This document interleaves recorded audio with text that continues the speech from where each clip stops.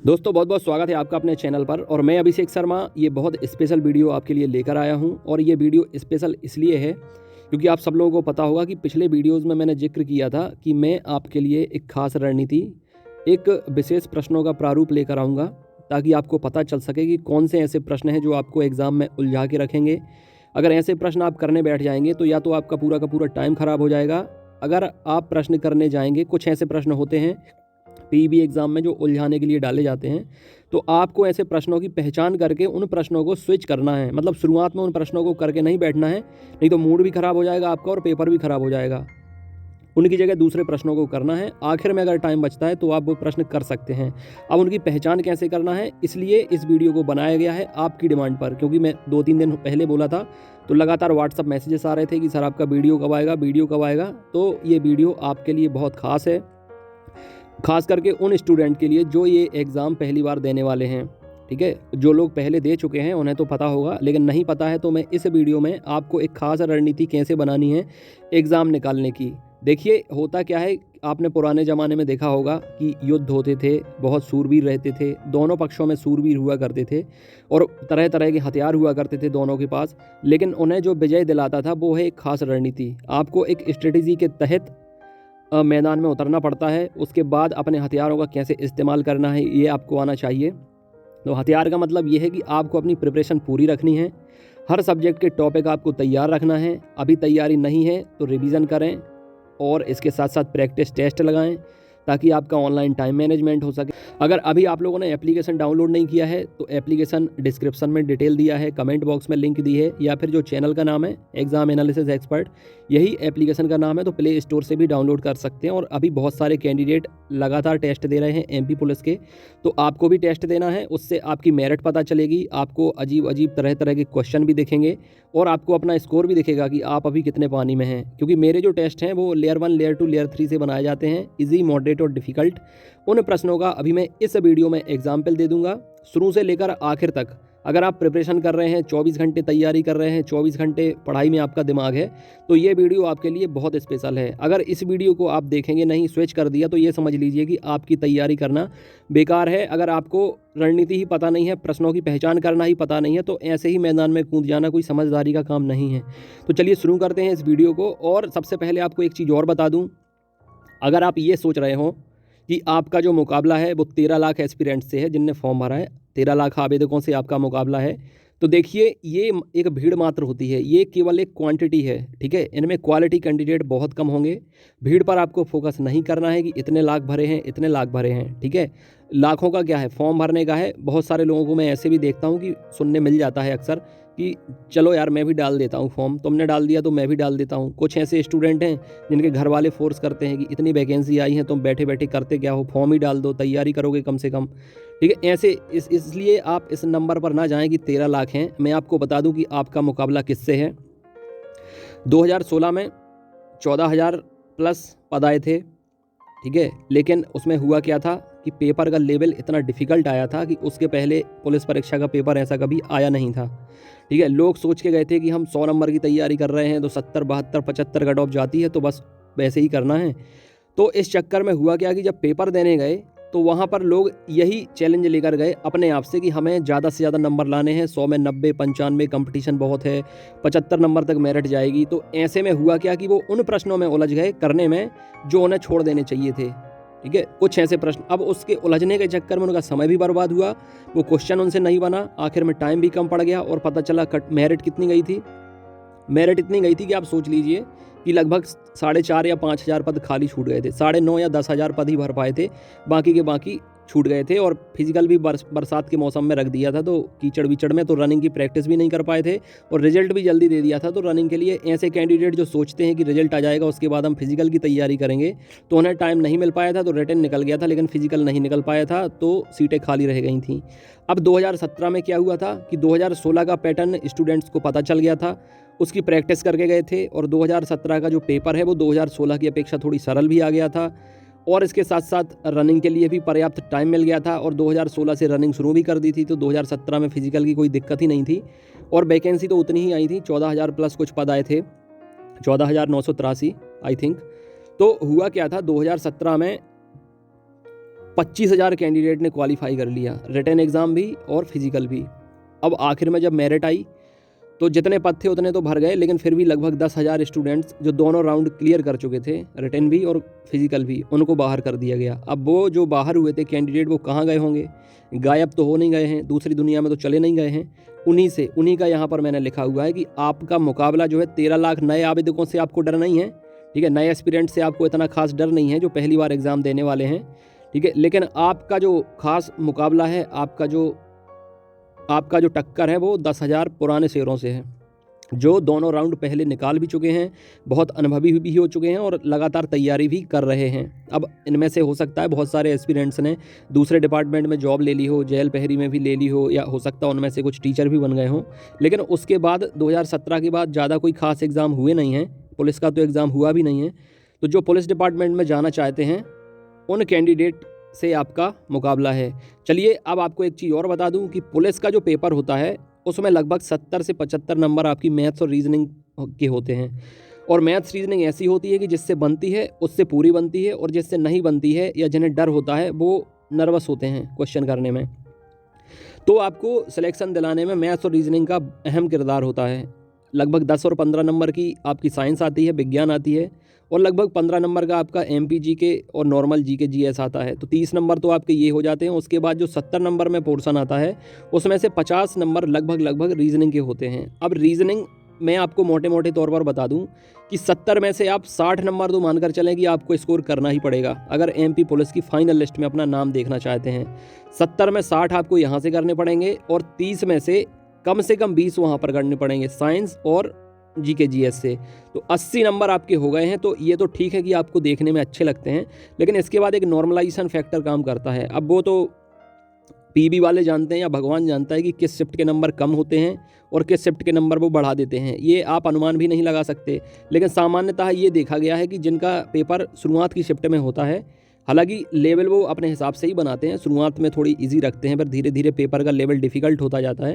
लेकिन जनरली ये देखने में मिलता है कि शुरुआती शिफ्ट के नंबर थोड़ी बढ़ जाते हैं और आखिर के शिफ्ट के जो पेपर होते हैं वो घट जाते हैं। लेकिन ये फिक्स नहीं है, ये पेपर के लेवल पर डिपेंड करता है। इसलिए आपको कम से कम 80 नंबर तो लाने ही हैं। इसके बाद अगर आप सेफ जोन में जाना चाहते हैं तो 5 नंबर और लाने पड़ेंगे नॉर्मलाइजेशन का जो अंतर पड़ता है उसको मैनेज करने के लिए। तो आप समझ लीजिए 60 प्लस 20 तो आपको लाने ही हैं, लेकिन 70 मैथ्स रीजनिंग में 65 भी अगर आप कर देंगे तो बहुत अच्छा हो जाएगा। चलिए उन प्रश्नों को मैं आपको दिखा देता हूँ। ईजी, मॉडरेट और डिफ़िकल्ट, मतलब सरल, उसके बाद थोड़ी सी कठिन, उसके बाद सबसे ज़्यादा कठिन। ऐसे प्रश्नों की पहचान भी मैं आपको करा देता हूं जिनसे उलझना नहीं है, सिर्फ आखिर में उलझना है। जब मतलब लगभग आप 85-90 नंबर जब आप कर लेते हैं सिक्योर, एकदम सेफ कि उतने नंबर का आपने कर लिया, उसके बाद वो प्रश्न आपको करने जाना है। और ऑनलाइन एग्ज़ाम में एक सुविधा आपको मिलती है कि आप जो क्वेश्चन छोड़ देते हैं वो रेड रहते हैं, ठीक है, या फिर ब्लू हो जाते हैं कि आपने वो आंसर नहीं दिए हैं, और जो आंसर दे देंगे वो ग्रीन हो जाते हैं। तो आप डायरेक्ट स्विच कर सकते हैं सिस्टम पर कि कौन से क्वेश्चन आपने छोड़ दिए हैं, तो डायरेक्ट जाएंगे तो टाइम नहीं लगेगा सर्च करने में। चलिए पहले प्रश्न पर हम चलते हैं। ये रहा पहला प्रश्न, विलुप्त संख्या चुनकर श्रृंखला को पूरा कीजिए। ठीक है, विलुप्त संख्या चुनकर श्रृंखला को आपको पूरा करना है।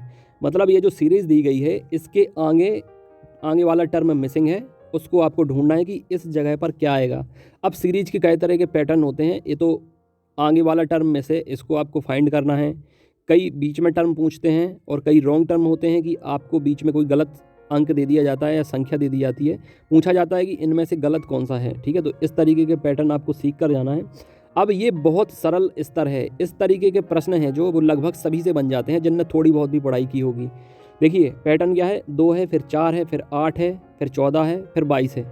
तो यहाँ पर आपको समझ जाना है कि, या फिर माइनस करके भी देख सकते हैं कि कितने का अंतर आ रहा है, लेकिन आपको यहाँ पर ज़्यादा दिमाग लगाने की इस तरीके के प्रश्नों में ज़रूरत होती नहीं है, और सामान्यतः ये 10 से 15 सेकंड में आपको पता चल जाते हैं।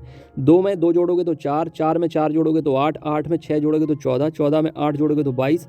अब 2, 4, 6, 8, अब 10 आपको जोड़ना पड़ेंगे, तो 32 जो ए ऑप्शन है वो आपका आंसर हो जाएगा। यहाँ पर डिटेल डिस्क्रिप्शन में आप देख सकते हैं पैटर्न। ठीक है, ये आपका आंसर है। अब चलते हैं दूसरे क्वेश्चन पर। ये पिछले क्वेश्चन से थोड़ी डिफ़िकल्ट है, ये मॉडरेट टाइप का क्वेश्चन है, मतलब ये आसान क्वेश्चन नहीं है और ये क्वेश्चन हर किसी से बनेगा नहीं, इसमें थोड़ी सा दिमाग लगेगा और थोड़ी सी स्ट्रेटेजी लगेगी। क्वेश्चन है, 5 दोस्त सोहेल, सुजीत, सृजन, समर्थ और सुरेश एक ही कक्षा में पढ़ते हैं। यह ज्ञात है कि सोहेल सुजीत से छोटा है और सुरेश से लंबा है। समर्थ सुजीत से छोटा है और सोहेल से लंबा है। सृजन अपने दोस्तों में सबसे लंबा है। दोस्तों में सबसे छोटा कौन है? अब देखिए, जिनने इस तरीके के प्रश्न किए हैं उन्हें सिर्फ और सिर्फ एक लाइन में इसका उत्तर निकाल देना है। चुटकी का काम है उनके लिए, और उन्हें ऑप्शन पता चल जाएगा कि कौन सा ऑप्शन है। लेकिन जिनने इसकी प्रैक्टिस नहीं की है या जो लोग मैथ्स रीजनिंग से डरते हैं, उन्हें ये क्वेश्चन डरा देगा। उन्हें समझ में नहीं आएगा कि ये छोटा बड़ा है क्या, कौन छोटा कौन बड़ा, ये तो हम कभी निकाल नहीं पाएंगे। इसलिए हर क्वेश्चन की एक ट्रिक होती है। वो ट्रिक आपको बताई जाएगी, वीडियोस में भी बताई गई है। टेस्ट अगर आप इस तरीके के क्वेश्चन लगाएंगे तो ऑटोमेटिक आपसे बनने लगेगी। नोट्स में भी इस तरीके के क्वेश्चन दिए गए हैं। तो यहाँ पर होगा क्या, ये इसका सॉल्यूशन दिया गया है। क्वेश्चन पढ़ने के साथ साथ आपको फिगर बना लेना है। दी गई जानकारी के अनुसार छोटे से बड़े क्रम में व्यवस्थित करने पर हर किसी का क्वेश्चन सॉल्व करने का तरीका अलग होता है। जितने भी स्टूडेंट आप देखेंगे, खुद अपने दोस्तों में भी आपने देखा होगा, एक प्रश्न लगाने के 1000 तरीके और 1000 ट्रिक होती हैं। अब जिस तरीके की ट्रिक पर आपको भरोसा हो, जिस तरीके की ट्रिक की आपने प्रैक्टिस की हो, उसी ट्रिक से आपको लगाना है और उत्तर आ जाएगा कि सुरेश सबसे छोटा है। इस तरीके का फिगर आप बना लेंगे तो उससे आपको पता चल जाएगा। ठीक है, अभी लेस देन का सिंबल है, आप ग्रेटर देन भी यूज कर सकते हैं। मतलब लेफ्ट साइड राइट साइड किस तरीके छोटे बड़ा करना है वो आप कर सकते हैं। तो इस तरीके का प्रश्न कमज़ोर दिल वालों के लिए खतरनाक हो जाता है, जिन्हें मैथ रीजनिंग से डर लगता है। थोड़ी बहुत भी मैथ रीजनिंग बनती है तो ये क्वेश्चन आप इजीली कर पाएंगे। अब चलते हैं अगले प्रश्न की ओर। अगला प्रश्न ये रहा आपके सामने। x प्लस वाई का अर्थ है x y की माँ है। x माइनस वाई का अर्थ है x y का भाई है। x मल्टीप्लाई y का अर्थ है x y की बेटी है।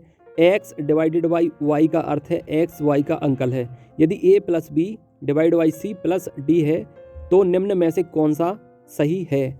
एक चीज़ और बता दूं आपको, प्रश्न चाहे जितना बड़ा हो, पीईबी कभी बैंक टाइप के क्वेश्चन नहीं पूछता कि आपने जैसे बैंक के एग्जाम दिए होंगे, कोई क्वेश्चन पूछ लिया 5 अंक का पूछ लिया या 5 प्रश्न उससे संबंधित बना दिए, पजल हो गया, सिटिंग अरेंजमेंट हो गया, इनइक्वालिटी हो गया, ठीक है, सिलोजिज्म हो गया या कुछ और टाइप के। तो इस तरीके के क्वेश्चन में सिर्फ और सिर्फ 1 नंबर मिलता है आपको पीईबी एग्जाम में, और टाइम आपका ज़्यादा लगता है। तो अगर ये क्वेश्चन आपसे बनते हैं, अगर इन क्वेश्चन पर आपकी पकड़ है, इन क्वेश्चन पर आपने प्रैक्टिस की है, तो आपको मुश्किल से 30 सेकंड या 1 मिनट के बीच में 40-45 सेकंड में आप ये आंसर निकाल लेंगे। लेकिन अगर आप ये क्वेश्चन पहली बार देख रहे हैं तो इस पे माथापच्ची करने में बिल्कुल मत जाइए। ये क्वेश्चन की जब तक आपको ट्रिक या लॉजिक पता नहीं होगा तब तक आप ये क्वेश्चन नहीं कर पाएंगे, उलझ कर रह जाएंगे, दिमाग फच्ची हो जाएगा और आगे के क्वेश्चन भी आप बिगाड़ लेंगे। ठीक है, अब इसका सॉल्यूशन भी आपको दिखा देते हैं। दिए गए व्यंजक से संबंध आरेख बनाने पर ये आरेख बन गया, ये plus B divided by C plus D, ये सब का रिलेशनमेंट यहाँ पर क्रिएट हो गया। और इसका जो बी आंसर है कि बी ए का बेटा है, यहाँ देखने में समझ में आ जाएगा कि बी है जो वो ए का बेटा है। माँ और बेटा का रिश्ता है तो बी ए का बेटा है। आराम से आएगा जिसने प्रैक्टिस की होगी, और जिसने नहीं प्रैक्टिस की होगी दिमाग खिचड़ी हो जाएगा उनका। इस तरीके के प्रश्न वो लोग छोड़ सकते हैं जिन्हें मैथ रीजनिंग से जिन्हें डर लगता है, या जो लोग कर नहीं पाते हैं वो लोग इसको बाद के लिए छोड़ दें। लेकिन जो लोग अच्छी प्रैक्टिस करके गए हैं, मैथ रीजनिंग में कमांड है और मैथ रीजनिंग में 70 क्वेश्चन में लगभग 65 प्लस स्कोर करना चाहते हैं, तो वो एक क्वेश्चन आराम से कर सकते हैं। अब आगे वाले क्वेश्चन पर चलते हैं। ये रहा अगला प्रश्न। ये प्रश्न आपको पढ़ने में ही कम से कम इस प्रश्न को आपको 2 से 3 बार पहले तो पढ़ना पड़ेगा, तब जाकर दिमाग में इसकी इमेज क्रिएट होगी, उसके बाद फिर आपको कुछ कुछ समझ में आएगा। तो इस प्रश्न को पढ़ने में ही आपका लगभग 1 मिनट तो जाएगा आराम से। P Q R S T V और डब्ल्यू एक ही परिवार के 7 सदस्य हैं जो कि 3 पीढ़ियों से संबंधित हैं। 2 विवाहित जोड़े हैं, प्रत्येक क्रमशः पहली एवं द्वितीय पीढ़ियों से हैं। वे 3 अलग गाड़ियों एक्स, वाई और जेड में इस तरह यात्रा करते हैं जिससे कि किसी भी गाड़ी में 3 से अधिक सदस्य ना हो। प्रत्येक गाड़ी में कम से कम एक महिला हो। आर जो कि पोती है, अपनी दादी के साथ यात्रा नहीं करती है। क्यू अपने पिता टी के साथ गाड़ी वाई में यात्रा करता है। भी अपनी पोती एस के साथ गाड़ी एक्स में यात्रा करती है। पी अपनी बेटी के साथ गाड़ी जेड में यात्रा करती है। अब वो स्टूडेंट तो क्लीन बोल्ड हो ही गए होंगे और हो ही जाएंगे, एग्जाम में इस तरीके के प्रश्न देखेंगे जो अभी नए नवेले हैं, जो पहली बार एग्जाम देने वाले हैं, जिनका कभी इस तरीके के प्रश्नों से पाला नहीं पड़ा। ये क्वेश्चन उन्हें डरा देगा, उन्हें सहमा देगा, नर्वस हो जाएंगे ऐसे कैंडिडेट। इसलिए नए आवेदकों के लिए ही यह खास वीडियो है। पुराने आवेदक तो ठीक है कि उन्हें पता है कि पैटर्न क्या रहता है, किस तरीके के प्रश्न आते हैं, वो खिलाड़ी हैं, उन्हें तो चुटकियों में ये प्रश्न कर देना है। लेकिन जो नए कैंडिडेट हैं जो जिन्हें पता नहीं कि पैटर्न क्या आता है, लेवल क्या आता है क्वेश्चन का, ये मॉडरेट से एडवांस क्वेश्चन है। मतलब जो तीसरी लेयर का क्वेश्चन होता है डिफ़िकल्ट, इस तरीके की प्रश्न ही अंतर क्रिएट करते हैं सिलेक्शन और रिजेक्शन में। ये प्रश्न हर किसी से नहीं बनने वाला, और ये प्रश्न वो डेफिनेटली करके आएंगे जिनका सिलेक्शन होगा। ठीक है, तो इस तरीके के प्रश्नों को आपको समझना है, उलझना नहीं है कि आप उलझ के रह जाएं। टाइम इसमें 5 से 7 मिनट कम से कम लग जाएगा अगर आप उलझ गए तो, और आखिर में अगर बनेगा नहीं तो आपको समझ में आ जाएगा कि 5 से 7 मिनट में 5-7 क्वेश्चन और कर सकते थे, और ये क्वेश्चन बना नहीं तो फिर आप पछताएंगे कि यहाँ ये जो टाइम स्लॉट है आपका, ये आपके सिलेक्शन पर भारी पड़ सकता है। इसलिए ऐसे प्रश्नों को आखिर के लिए छोड़ना है। ठीक है, बेसिकली ये पजल है। इस तरीके की पजल आपको क्वेश्चन बैंक के एग्जाम में देखने मिलती हैं, चाहे IBPS हो, RRB हो या सहकारी बैंक हो, उनमें इस तरीके के प्रश्न देखने मिलते हैं। और इतने प्रश्न से 5 प्रश्न संबंधित होते हैं। ठीक है, एक ही, और लेकिन PEB की ये खास आदत है कि ऐसे प्रश्न देंगे और 1 अंक का देंगे ताकि आप उनमें उलझ के रह जाएं। अगर आपकी स्ट्रेटेजी नहीं है तो इस तरीके के प्रश्न आपको बर्बाद करके रख देंगे। पेपर के बाद आप जब आओगे तो बस यही रिग्रेट रहेगा, यही गिल्ट रहेगा कि आपको स्ट्रेटेजी बनाना नहीं आई, इसलिए आपका पेपर नहीं निकला, क्वेश्चन तो आपसे बनता था। तो ये आपको पता चल गया होगा। इस क्वेश्चन को 2 से 3 बार आपको पढ़ना पड़ेगा। 2-3 मिनट तो ये आपका 2 मिनट तो पढ़ने में जाएगा, डायग्राम बनाने में जाएगा, उसके बाद फिर कहीं आप आंसर निकाल पाएंगे। मतलब सामान्यतः 2 मिनट तो उनसे भी लगेगा जो स्टूडेंट ये क्वेश्चन कर पाएंगे, लेकिन जिनसे ये क्वेश्चन किए नहीं हैं तो पहली बार जाकर भिड़े ना इन क्वेश्चन से, कि पहले कभी लगाए नहीं है और वहीं जाकर आप एक्सपेरिमेंट करें कि बनता है कि नहीं बनता है, तो फिर आप बर्बाद हो जाएंगे। ठीक है, अब इसका सॉल्यूशन मैं आपको दिखा देता हूँ, प्रैक्टिस कर लेना इसकी। मैं आपको सॉल्यूशन दिखा देता हूँ। मेरी टेस्ट सीरीज में इस तरीके के प्रश्न या PEB के जो ओल्ड क्वेश्चन पेपर है वो ज़रूर आपको मिलेंगे, उनकी प्रैक्टिस आपको करके जाना है, या खुद से भी आप प्रैक्टिस कर सकते हैं। ये दिया गया है प्रश्नानुसार। ठीक है, ये फिगर देखो, मैंने बोला है कि जितने लोग हैं उतने तरीके की वो अपने ट्रैक या लॉजिक बना के रखते हैं सॉल्यूशन करने की। तो इस तरीके से माइनस प्लस माइनस प्लस, ठीक है, माइनस मतलब महिला, प्लस मतलब पुरुष, इस तरीके से आपको बना लेना है फिगर। फिगर से आपको क्लियर हो जाएगा कि कौन पुरुष है, कौन महिला, और कौन सी गाड़ी में कौन बैठा है। यहाँ पर 3 गाड़ी Y, X और Z, व्यक्ति कौन TQW, VS और PR, यहाँ पर आपको पता चल जाएगा। और आपका सही उत्तर आखिर में आ जाएगा कि उत्तर इसका B ऑप्शन है, मतलब Y। ये पूरा एक्सप्लेनेशन दिया है नीचे, तो आप इसको देख भी सकते हैं। दी गई जानकारी अनुसार यहाँ गाड़ी Y में कोई महिला नहीं है, इसलिए गाड़ी Y में एक और महिला सदस्य W यात्रा करेगी, अतः गाड़ी Y में 3 सदस्य यात्रा कर रहे हैं। इस तरीके के प्रश्न सबसे ज़्यादा डिफ़िकल्ट होते हैं। और भी इस तरीके की कुछ पैटर्न हैं जो मैं आपको दिखा देना चाहता हूँ, ताकि बाद में आपको पछताने का मौका ना मिले और इस वीडियो से आपकी काफ़ी हेल्प हो जाए। ये रहा अगला प्रश्न। मैंने आपसे पहले बताया कि इस तरीके के प्रश्न बैंक के एग्ज़ाम में 5 नंबर के आते हैं, लेकिन PEB 1 नंबर में पूछ रहा है और मेहनत करवा रहा है आपसे 5 मिनट की। ठीक है, ये सेटिंग अरेंजमेंट का क्वेश्चन है। 11 छात्र ABCDEFGHIJ और K शिक्षक की ओर मुँह किए हुए कक्षा में पहली पंक्ति में बैठे हैं। दूसरा जो ऑप्शन दिया, दूसरा पॉइंट जो आपको दिया है, D F के तुरंत बाईं ओर है और C के दाईं ओर दूसरा है, A E के दाईं ओर से दूसरा है जो कि किसी एक सिरे पर है, J A और B का निकटतम पड़ोसी है और G के बाईं ओर तीसरा है, H D के तुरंत बाईं ओर है और I के दाईं ओर तीसरा है। अब जिनने ये क्वेश्चन कभी किया नहीं है वो तो क्लीन बोल्ड इतने में ही हो जाएंगे कि क्या कहाँ बैठा है, कुछ समझ में आ नहीं रहा। ठीक है, लेकिन मुझे उम्मीद नहीं है कि ऐसे स्टूडेंट भी होंगे जो पहली बार पढ़ेंगे। थोड़ी बहुत प्रैक्टिस तो हर कोई करके जाता है, लेकिन कुछ लोग डर जाते हैं इस तरीके के क्वेश्चन से, या वो चाहते हैं कि इस तरीके के क्वेश्चन हम छोड़ ही दें। उपरोक्त बैठक व्यवस्था के संदर्भानुसार निम्न में से कौन सा कथन सत्य है। ठीक है, अब ऐसे कैंडिडेट जो मैथ और रीजनिंग बहुत अच्छे से करते हैं, जो कैंडिडेट बैंक के एग्ज़ाम दे चुके हैं, चुटकियों का क्वेश्चन है उनके लिए, ये उनके लिए कोई खास प्रश्न नहीं है और 1 मिनट भी नहीं लगेगा उन्हें, पूरा वो सेटिंग अरेंजमेंट कर लेंगे और जहाँ से आपने अरेंजमेंट कर लिया तो आंसर आपको पता चल जाएगा। इसका C आंसर आएगा, B J और I के बीच बैठा है। ठीक है, ये सेटिंग अरेंजमेंट आपको आना चाहिए। सर्कुलर भी होता है, लीनियर भी होता है। कई बैंक में तो ऐसे भी क्वेश्चन आते हैं कि वो आपको डायरेक्शन भी नहीं बताएंगे कि मुंह किस तरफ है, अंदर भी हो सकता है, बाहर भी हो सकता है, मतलब सर्कुलर के अंदर। उसमें फिर वो रिश्ते भी डाल देते हैं, 3 टपल वाले क्वेश्चन होते हैं, रिश्ते भी डाल देंगे कि उसके राइट साइड भाई बैठा है, उसके बगल में बहन नहीं बैठी है, तो वहाँ पर दिमाग खिचड़ी होएगा। तो जहाँ जो कोई उस तरीके के लेवल से गुजर चुका है, बैंक की एग्ज़ाम दे चुका है, उनके लिए चुटकियों का क्वेश्चन है। लेकिन जिनने मैथ रीजनिंग की प्रैक्टिस पहले कभी की नहीं है, इस तरीके के क्वेश्चन लगाए नहीं हैं, उनके लिए ये क्वेश्चन भारी पड़ जाएगा। अगले क्वेश्चन पर चलते हैं। अगला क्वेश्चन है, एक परिवार में 6 सदस्य PQRSTU और V, PQRST और U 2 विवाहित जोड़े हैं। Q एक चिकित्सक है और T का पिता है। UR के दादा हैं और एक ठेकेदार हैं। ST की दीदी हैं और एक गृहिणी हैं। परिवार में एक चिकित्सक, एक ठेकेदार, एक नर्स, एक गृहिणी और 2 छात्र हैं। निम्न में से कौन सा समूह है निश्चित रूप से पुरुष सदस्यों का है? ठीक है, ये क्वेश्चन दे दिया है, रिश्ता भी बताया गया है और उनका पेशा भी बताया गया है। ये क्वेश्चन आपके लिए होमवर्क है।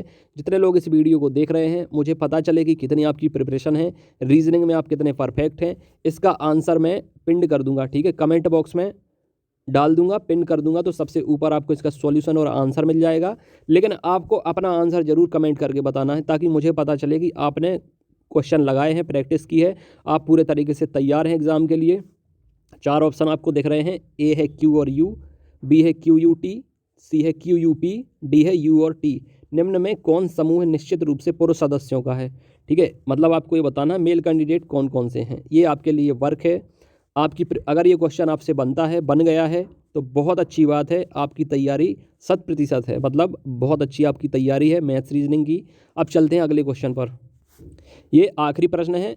उलझाने वाले प्रश्नों का जो पैटर्न है वो यहीं पर ख़त्म होता है। ये प्रश्न आपको पढ़ने में 1 मिनट लगेगा, ठीक है, कम से कम 2-3 बार आप पढ़ेंगे, फिर आपको समझ में आएगा। और पढ़ते पढ़ते साथ ही आप अपना फिगर बनाएंगे, डायग्राम बनाएंगे, उसके बाद आपको तस्वीर साफ होगी। अगर आपने इस तरीके के प्रश्न किए हैं तो डेफिनेटली कर पाएंगे, नहीं किए हैं तो नहीं कर पाएंगे। और इस तरीके के प्रश्न ही डाले जाते हैं, क्योंकि लेयर 1 के प्रश्न लगभग सबसे बन जाते हैं, मतलब ईजी वाले। मॉडरेट क्वेश्चन 50-50 रहते हैं, कुछ से बनते हैं, जिनका सिलेक्शन होता है उनसे बनते हैं, जिनका सिलेक्शन नहीं होता उनसे भी कुछ से बन जाते हैं, ज़रूरी नहीं सबसे बनते हैं। लेकिन ये प्रश्न उन सभी स्टूडेंट से बनेंगे जिनका सिलेक्शन होगा, ये बात तो पक्की रहती है। अब इस प्रश्न में पूछा गया है, एक विशेष व्याख्यानमाला नियत कार्य में प्रोफेसरों की 3 टीमें बनती हैं।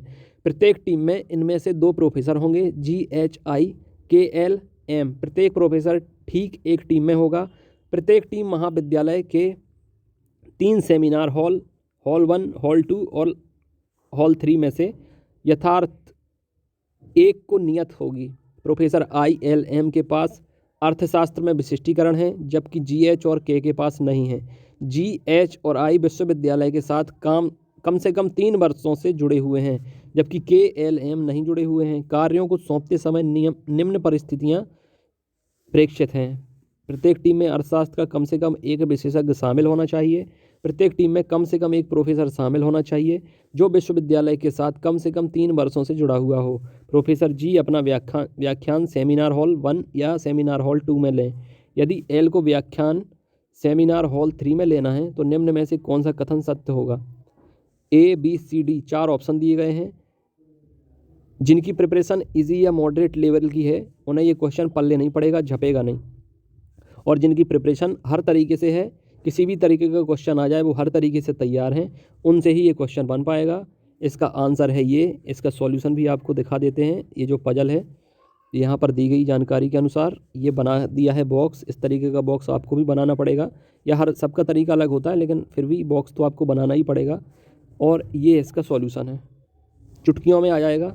जिससे ये क्वेश्चन बनते हैं और जिससे नहीं बनते उन्हें उलझना नहीं है, और जिससे बनते भी हैं उन्हें भी मैं सलाह दे दूं कि ये क्वेश्चन आखिर में करने हैं, क्योंकि ये क्वेश्चन में अगर कहीं आप अटक गए तो अपनी गलती समझ में आती नहीं है, दिखती भी नहीं है कि हम कहाँ अटके हैं, क्या गलती कर दी है, तो आपको तुरंत में पता नहीं चलता है। लेकिन इस तरीके का प्रश्न अगर आप छोड़ देते हैं और आखिर में करते हैं, बीच में दूसरे प्रश्न कर देते हैं और मूड आपका सही हो जाता है, तो फिर आखिर में आपने कहाँ गलती की थी वो पता चल जाएगा, चुटकी में आपसे बन जाएगा। ठीक है, इसलिए आपको पहचान आनी चाहिए प्रश्नों की, किस तरीके के प्रश्न आपको लगातार करते जाना है, किन प्रश्नों को आपको आखिर के लिए छोड़ना है, किन प्रश्नों से आपको भिड़ना नहीं है, किन प्रश्नों को आपको बचा कर रखना है आखिर के लिए। तो इस वीडियो में इतना ही। जो क्वेश्चन आपको दिया है उसको सॉल्व करना है, सॉल्यूशन करके उसका आंसर कमेंट बॉक्स में डालना है। प्रैक्टिस अभी भी कीजिए। जिनका एग्ज़ाम बहुत दूर है उनकी प्रिपरेशन फिर से कराना शुरू कर रहे हैं, रिवीजन भी आपका हो जाएगा। नए बैच भी शुरू हो रहे हैं CPCT एग्ज़ाम के लिए, हाई कोर्ट एग्ज़ाम के लिए, MPTET वर्ग 3 के लिए, पटवारी के लिए, MPSI के लिए 5 जनवरी से। तो जितने लोग छतरपुर से हैं वो आकर ऑफलाइन क्लास ज्वाइन कर सकते हैं, और जितने लोग ऑल ओवर MP से हैं वो ऑनलाइन एप्लीकेशन डाउनलोड कर लें। एग्जाम एनालिसिस एक्सपर्ट चैनल से जुड़ जाएं, व्हाट्सएप ग्रुप से जुड़ जाएं। 9981167757 नंबर है। और भी ऐसे अगर मुझे लगेगा या आप लोगों की डिमांड होगी तो और भी ऐसे वीडियोस में लाऊंगा, ताकि आपको एक प्रॉपर स्ट्रेटेजी बना सकें, आपको पहचान हो किस तरीके के प्रश्नों को किस तरीके से सॉल्व करना है, या किन को स्विच करना है, किन को पहले करना है। इस वीडियो में इतना ही। सेहत का ख्याल रखें। God bless you, take care.